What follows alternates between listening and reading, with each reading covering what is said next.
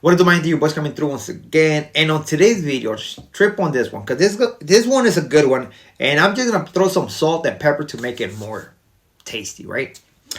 But two people who got detained by the border patrol, by the ICE, however you want to call it, right? Who were in a detention center, put away, waiting to see a judge to see what they were gonna do with them. They escaped. They're gone, and that's not even the big story, man, because that's a part of the story. But the thing is that the police department for that city did not back up the border patrol. I know it's gonna be a lot of, mixed emotions, man. I'm just telling the story, man. Let me know what you think about this story, man, on the comment. And free for all, man. Let me know. Do you agree with that? What do you think about this story? Because it's a crazy ass story, man. When have we heard of this event ever taking place, right? And where a detainee made it, booked it, gone. They still can't find them. They're gone. I don't know where they're at. This happened in Aurora, Colorado. You already know they had a big issue with immigrants from Venezuela. And I don't know where these guys are going to go. Either they're going to go to Mexico or something. At least they're going to probably be self-deported. Because they just committed a federal law, man. They just broke a federal law. That's crazy, but it is what it is. So trip on this. Apparently, there was no electricity. Out of nowhere, the electricity went away. And these individuals had the brilliant idea to be like, you know what? We're gone. What's up? You want to go or what? So they took off, jumped the fence, book it. They're gone. And when the Border Patrol asked for the assistance of the police department from that city, they said, nope, not today, man. Not today. Those guys didn't break the law. They didn't do nothing. So you figure it out. And this caused a lot of people are upset about this, man, because come on, man, that's the police department. This guys just broke a federal law, and he's still not gonna get them. That's so bad. So far, it's been like 2 days, 3 days. They haven't got them, and the thing about this is that the police department later on did a press conference in where they're explaining, trying to justify their actions, right? Saying that, man, according to the law, we don't have to do this because we cannot just arrest somebody just because, right? Of course, this guy didn't break any state laws. What they did, I think their case is considered like a civil law, right? I think that's what it is. Now, once they break out of the institution, of course, that becomes they broke a federal law, right? And right there and then, those cops should have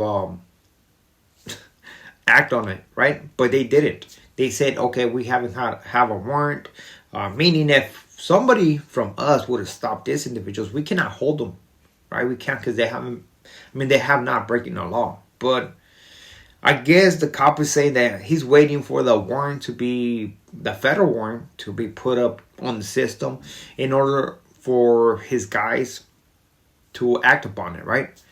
I don't know if the federal warrant just came through, man, but it does smell fishy. It is a crazy story, man. I don't think I would even hear something like this, man. Just to have a police department say, nah, man, they escaped from this institution, man. You figure it out. Yeah, we're not gonna assist you, man. That's insane. That's something crazy, man. On some real stuff, man. You know my feelings when it comes down to immigration, But it is what it is. It's an interesting story of these two individuals who actually did the unthinkable, booked it. I don't know, man. They're saying they're looking for work. If any of you guys want to offer this individual some kind of work, their picture is going to be appearing on this video. So you can see how they look like. But, man, that's insane. I can't believe it. When I came across this story, I can't believe it. And like I said, I never heard of any stories like this. And especially for the police department to be basically on their side and go against the the federal government. You know, a lot of people are complaining and saying, you know what, if these people from this city wants to act like that, or in that case, take away their federal assistance, you know, which they can't do it. If Trump wants to do it, they can do it. But we'll see what happens. Hopefully those guys, those paisanos, I don't even know where they're from because they have some weird name, especially one of them. Hopefully they make it where they want to make it. Most likely they made it to Mexico. They're like, we're done. And I don't blame them. I do not blame them. 100%, man. Being in those detention centers, man, it sucks, man. It's like, man, if you're going to deport me, deport me. I don't have to see a judge, man. I'm cool.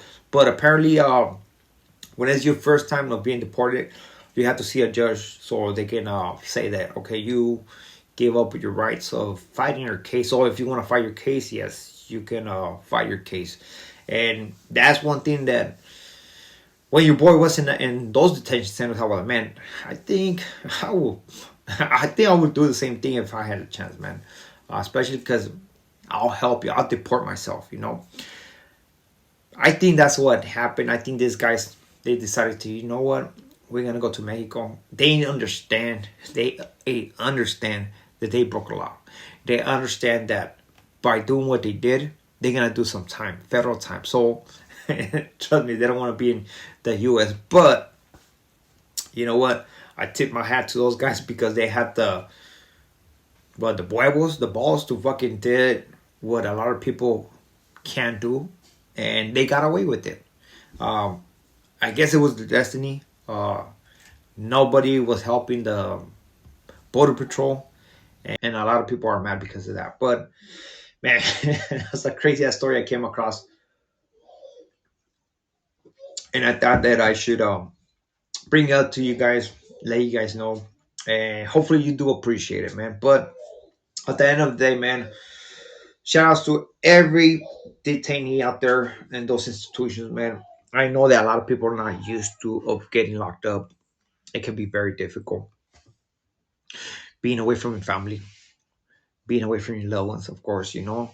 Uh, just thinking about maybe these guys could have had a car payment, they could have something, but now they cannot provide. Uh, they had to pay for some bills. Now they cannot provide that money no more. So they're gonna be losing their stuff, their little stuff that they probably worked so hard to get, you know. And it sucks. I do understand that what they do it, but man, it's part of life. Life is not easy, man. Life is gonna give you a lot of challenges, and the goal is to overcome those challenges, you know. So stay strong, man. Keep doing what you're doing. Hopefully in the future it gets better, and we wish nothing but the best to those guys who are on those centers. We highly appreciate every individual who's been supporting these guys. For those who are marching out there, highly appreciate it. And I do understand that a lot of people are gonna have mixed feelings. We all we don't think alike, right? So this is not about creating division, but creating awareness. You know, just be like, man, this is the issue. So how can you solve the issue? You know, because this issue is going on, been going on for years. You know, and I've heard people about when they legalized like so many illegal immigrants in what, in the 80s, I believe. They said, oh, they should have ended the whole immigration. Yeah, but I think there's bigger issues than that. You know, there's way bigger issues, and hopefully one day everybody gets to figure it out. So with this being it, we are out to next video. Thank you for coming through. To next one.